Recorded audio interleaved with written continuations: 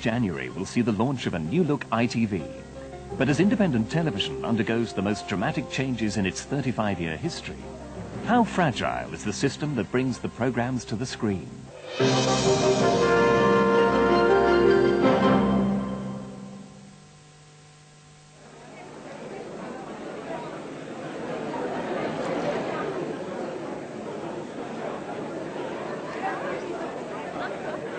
Survivors of the ITV bidding war gather at the Albert Hall.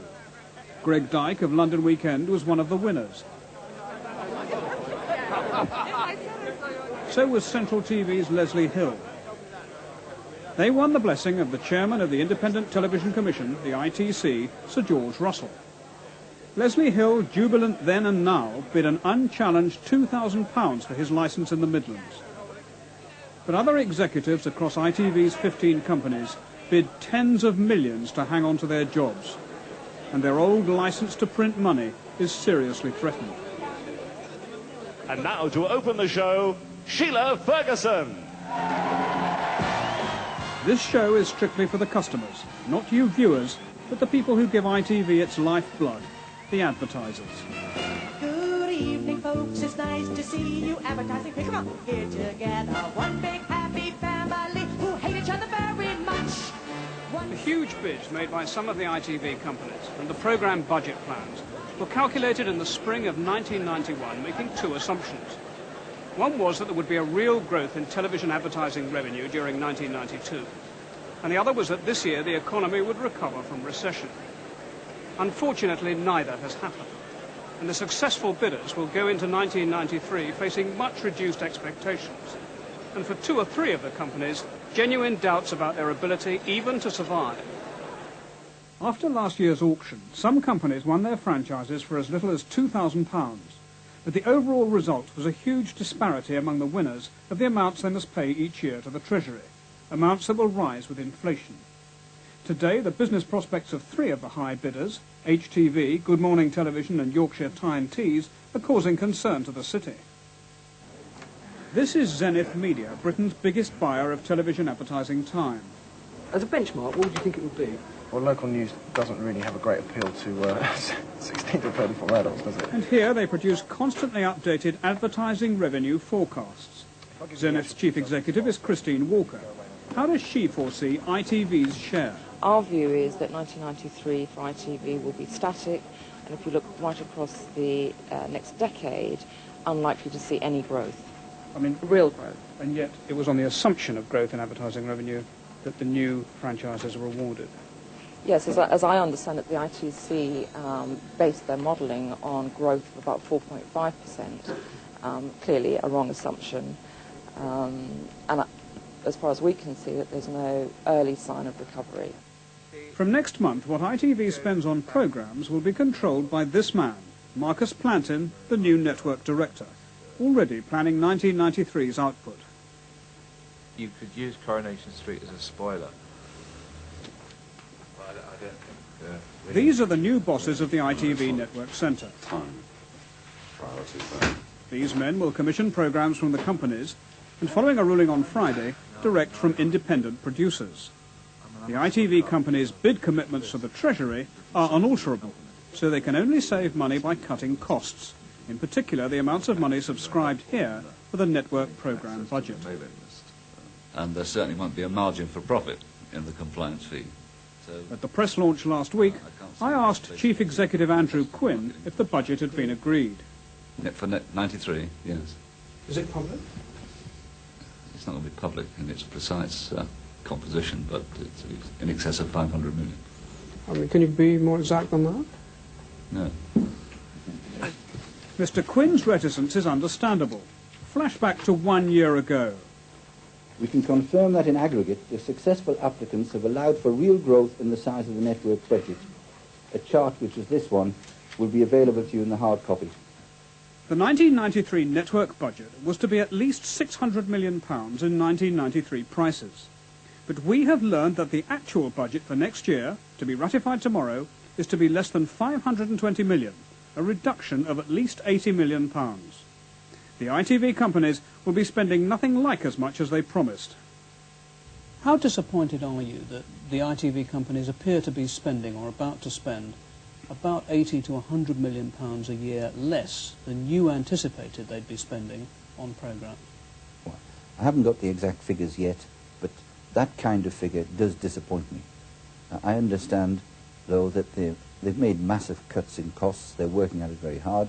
So fundamentally, our judgment has to be, when we see what's on screen, have they managed to achieve what they said they could, spending less money? If that's the case, all's well. If it's not, they put the marker down that we've got to watch.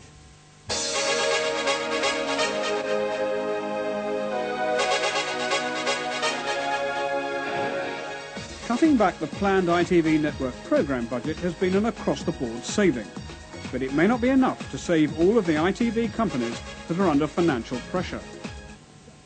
It's always possible that an ITV company could go bust, given the particular bidding system we went into.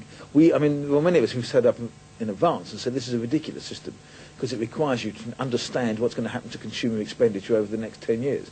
Now, as the Treasury has been totally unable to understand what happens to consumer expenditure over the next 6 months, how we were supposed to predict 10 years made it very difficult. Therefore, for high bidders, yes, if the recession continues, it'll be difficult. October the 16th, 1991. The Chief Executive of Yorkshire Television, Clive Leach. Yorkshire Television has been awarded the licence. Hallelujah. The amount of Yorkshire catchment was 37.7, and we've got it. Great. His company had successfully retained its franchise. But earlier this year, Yorkshire Television absorbed neighbouring Tyne Tees, making their combined bid of over 53 million by far the largest. There have now been hundreds of redundancies and operational cutbacks. Shareholders are told the business is sound, but city analysts are worried. We are certainly looking for the dividend to be cut in 1993 because the prospects are that much worse and because the bid is very high indeed. I think Yorkshire is a survivor, but more like a Walking Dead survivor rather than a company that is going to show sustained growth. With year-end figures coming out next month, those forecasts are denied a response from Yorkshire Tyne Tees. But YTV hopes the city believes its promise of future profits. GMTV, Good Morning Television, outbid TVAM to win ITV's national breakfast franchise from January. It's a private company with 5 shareholders, of which 3 are other ITV companies. GMTV's managing director, Christopher Stoddart, boasts that his staff is a quarter the size of TVAM's. They'll share space with London Weekend with obvious cost savings. We are part of this studio complex where other people are operating. We have a very good deal for our studio here and for the operation of that. But the analysts say GMTV's bid of 34.6 million is a millstone round its neck. We're forecasting losses for that company out until 1996, and if the situation is worse than we're expecting, then again there has to be a question mark over the viability of that company. Though GMTV does have well-heeled, wealthy shareholders, doesn't it? It has large companies. But that doesn't matter. I mean, whether they've got good backing or not is actually irrelevant. It's the economics of the company. No one is going to support a company where the economics are unviable. Well, I don't know where city analysts get all their figures, but certainly we are shooting at an operating profit for 1993, and I expect that we will adapt to circumstances again if circumstances change, and if and when growth returns to the economy, we shall do very well. But if there's one company sending tremors around the ITV system, it's HTV, with studios in both Bristol and here in Cardiff. With a bid of over £20 million, it made a loss of £5 million in the last half year. HTV rashly diversified into other businesses, and its salesmen gave over-generous discounts to advertisers. It now has debts of between £20 and £30 million. Even so, rumours persist of takeover bids. I think it's too far gone, really, for that, because I think the burden of 30 million of debt, together with the bid next year of 20.5 million that they need to make, together with the loss of market share of net advertising revenue from 6.2 to 5.8%, means that you're coming off such a disadvantaged position that it would be far better for anyone interested in that region to bid separately if HTV was not able to provide the service. You're predicting that HTV is going to go bust? I wouldn't like to predict that, because I hate to see companies suffer in that way. All I'm saying is that from the analysis we have done, it doesn't look terribly wonderful. Louis Sherwood, HTV's chairman. He had the baleful duty of telling shareholders in September that the losses meant there'd be no interim dividend. Will HTV be back in profit by its year-end figures in March? I don't think that our results in March will be any surprise to anyone, but what we're concerned about is being profitable in the first year of the new licence. Well, the analysts at James Capel in the City have written of HTV's dreadful position, I quote, bleak future. Is their analysis wrong? Well, all I'd like to say to you on that is that the pundits have been wrong in the past about all the various licensees, and particularly about HTV. I could remind you that we were widely tipped not to regain our franchise, and most people wrote us off in the summer of 1991, and as you know, we did retain our franchise. We shall confound the pundits once again. In a studio overlooking the City, London News Network is prepared for its debut in January. In such a hostile economic climate, ITV companies are today forgetting former rivalries and collaborating. Desk needs centre part's got to be stained blue, room for the scripts. Thames and London Weekend currently mount rival local news services. Thames' successor Carlton is collaborating with LWT to run this service out of LWT's building. With companies pooling expensive facilities like this, inevitably many see it as a precursor of the eventual rationalisation of the ownership of today's 15 ITV franchises. But the law stands in the way. The Broadcasting Act forbids the takeover of any ITV company until January 1994, though the ITC did let Yorkshire and Tyne Tees merge. And a schedule to the Act prevents any one of the 9 largest ITV licensees from holding more than 20% of the shares in any other. Central TV's chairman Leslie Hill has been campaigning for the restrictions on takeovers and cross-ownership in ITV to be scrapped. I think actually now most people accept that it's inevitable that that is going to happen in one way or another, and that these rules will have to be changed. Are you saying that because Central Television would rather like to gobble up some of the other companies in the system?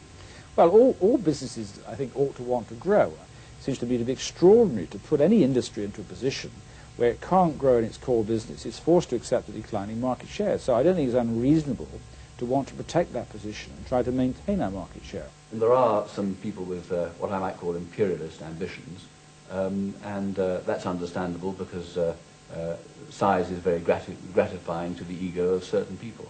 But I don't believe it's in the public interest. The new London News Network is in its final stages of rehearsal for the new year. It's local news programmes like this, to be called London Tonight, that underline the essentially regional structure of ITV. Ecstasy, that's tonight's top story. This is a strength of the network that regional bosses like Louis Sherwood of HTV believe would be lost if the likes of Leslie Hill of Central got their way and started acquiring other ITV companies, if the law were amended. Go tape and take 3. The ITV ownership restrictions can be changed without repealing the Broadcasting Act. All it would take is a so-called affirmative resolution by the House of Commons. But government sources have told me that the rules will only be changed when 2 conditions are met.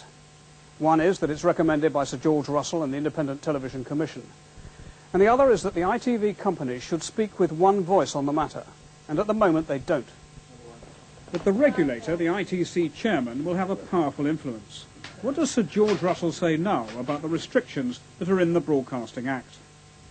I think the pressure will be on this one area and will force it, we think. It doesn't have to be this week or next month, but it will come. And you anticipate that realistically over the years those rules will have to be changed? Let's hear what the debate is. My own view is that they will be changed, but that doesn't mean it's a government view. You expect it to happen? Yes, I think there will be a change in that rule. ITV, which has enjoyed an effective monopoly for over 30 years, now finds itself in a competitive environment with satellite channels, an independent Channel 4 and a probable Channel 5. This adapted American show is a competitive new ITV hit. It is in the logic of the new regime under which ITV will operate from January the 1st that the weakest companies will eventually be swallowed up, and the ownership of Britain's commercial TV franchises will be controlled by a few powerful survivors.